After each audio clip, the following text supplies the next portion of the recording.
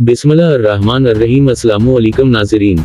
Governor Punjab बलीग़ा अर्रहमान ने कहा है कि कोशिश है पंजाब में बात गवर्नर राज तक ना पहुंचे, लेकिन गवर्नर राज भी आइन का हिस्सा है। बलीग़ा अर्रहमान का कहना है कि परवेज़ अलही इतिमाद का वोट ले लें तो इन्हें हक है कि पंजाब असेंबली तोड़ दें। इन्होंने कहा कि कोशिश है पंजाब में बात गवर्नर राज तक ना पहुंचे, लेकिन गवर्नर राज भी आइन का हिस्सा है। गवर्नर को सदर नहीं वज़ीर आज़म हटा सकता है। गवर्नर पंजाब ने वज़ीर-ए-आला को डी-नोटिफाई करने के अमल में शामिल ब्यूरोक्रेट्स के खिलाफ मुबैना कार्रवाइयों से लाइल्मी का इजहार किया और कहा कि चीफ सेक्रेटरी को जब मेरा हुक्म मिला तो इन्होंने कानूनी मशवरा लिया।